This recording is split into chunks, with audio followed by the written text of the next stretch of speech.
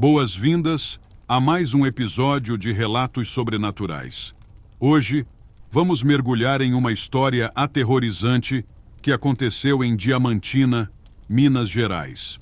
Prepare-se para conhecer o relato de Marcos Santana, um turista que teve uma experiência assustadora com o espírito de um garimpeiro em busca de tesouros perdidos. Sente-se em volta da fogueira e deixe o crepitar das chamas lhe envolver enquanto ouvimos essa história de arrepiar. Marcos Santana sempre foi fascinado por lugares históricos e as lendas que o cercam. Quando decidiu visitar Diamantina, uma cidade famosa por seu passado de mineração de diamantes, ele estava ansioso para explorar cada canto e talvez descobrir algo extraordinário. No entanto, o que encontrou foi muito além do que jamais poderia imaginar. Marcos chegou a Diamantina em uma manhã ensolarada. A cidade, com suas ruas de paralelepípedos e construções coloniais, exalava uma atmosfera de história e mistério. Após se instalar em uma pousada aconchegante, ele decidiu passear pelo centro histórico e visitar os principais pontos turísticos. Durante sua caminhada, ouviu falar de uma trilha pouco conhecida que levava a uma antiga mina abandonada. Intrigado pela possibilidade de encontrar algo interessante, Marcos perguntou aos moradores sobre a trilha. Todos pareciam hesitantes em falar sobre o lugar, dizendo que era melhor evitar a mina. Segundo eles, o espírito de um garimpeiro ainda vagava por lá, buscando tesouros perdidos e protegendo seu antigo local de trabalho.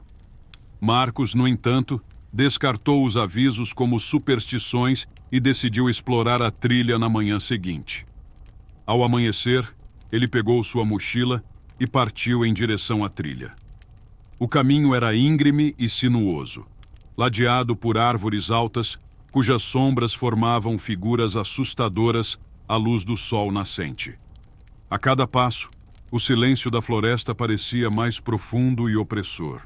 Após algumas horas de caminhada, Marcos finalmente avistou a entrada da mina.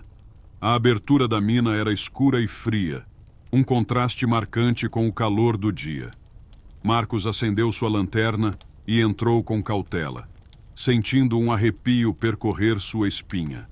As paredes de pedra da mina eram cobertas de musgo e o chão estava úmido e escorregadio. À medida que avançava, o som de seus passos ecoava, criando a sensação de que não estava sozinho. De repente, ouviu um som fraco, como o tilintar de ferramentas de mineração. Parou e escutou atentamente, mas o som cessou. Continuou a explorar, convencido de que sua mente estava pregando peças. Porém, o som voltou, mais alto e próximo. Marcos iluminou o caminho à sua frente e viu algo que o fez parar. Uma figura estava agachada, aparentemente trabalhando em uma parede de pedra. "Quem está aí?" perguntou Marcos, sua voz ecoando nas profundezas da mina. A figura não respondeu. Marcos se aproximou cautelosamente, tentando ver melhor. Quando a luz da lanterna iluminou a figura, ele recuou em choque. Era um homem, vestido com roupas antigas de garimpeiro, sujo de terra e poeira, com olhos vazios e sem vida. O garimpeiro parecia alheio à presença de Marcos, continuando a trabalhar freneticamente na parede. "Você está bem?" gaguejou Marcos, sentindo um medo crescente. O garimpeiro parou de trabalhar e virou-se lentamente para encarar Marcos. "Eu preciso encontrar o diamante. O grande diamante", murmurou sua voz rouca e desesperada. Marcos tentou falar novamente, mas a figura desapareceu tão repentinamente quanto havia aparecido. O silêncio voltou a reinar na mina, mas a sensação de ser observado permaneceu. Decidido a descobrir mais, Marcos continuou sua exploração, embora seu coração estivesse acelerado de medo. Enquanto caminhava pelas galerias da mina, começou a encontrar sinais da presença do garimpeiro em todos os lugares. ferramentas antigas, pegadas na lama e, ocasionalmente, o som de uma picareta batendo na rocha. A atmosfera estava cada vez mais opressiva e Marcos sentia que algo estava muito errado. De repente, a lanterna de Marcos começou a piscar e apagou-se completamente. Ele tentou em vão fazer a lanterna funcionar novamente, mas a escuridão era total. O pânico começou a tomar conta dele quando ouviu passos lentos e arrastados se aproximando. Um frio gelado envolveu a galeria e a figura do garimpeiro apareceu mais uma vez, agora mais próxima e visível do que antes. "Ajude-me, eu preciso do diamante", repetia o garimpeiro, aproximando-se cada vez mais.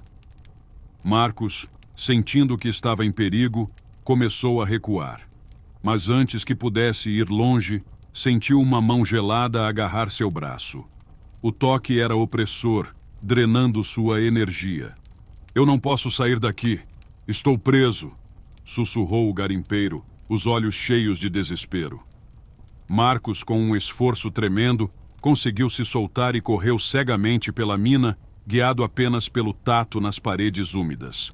O som dos passos e dos sussurros do garimpeiro o seguiam, ecoando nas profundezas da mina. Após o que pareceu uma eternidade, ele finalmente encontrou a saída e correu para a luz do dia, ofegante e aterrorizado. Decidido a entender o que havia acontecido, Marcos voltou à cidade e procurou a biblioteca local. Lá, encontrou antigos registros sobre a mina e descobriu a história de João, um garimpeiro obcecado por encontrar um diamante lendário. João acreditava que o diamante traria riqueza e felicidade, mas sua busca incessante acabou levando-o à morte. Desde então, seu espírito nunca deixou a mina, preso em uma busca eterna por um tesouro inalcançável. Marcos sabia que precisava ajudar João a encontrar paz. Decidiu voltar à mina, desta vez preparado para enfrentar o espírito e libertá-lo de sua obsessão. Levou consigo uma velha medalha de São Bento, acreditando que poderia oferecer proteção espiritual. Ao retornar à mina, Marcos sentiu a mesma opressão de antes, mas estava determinado.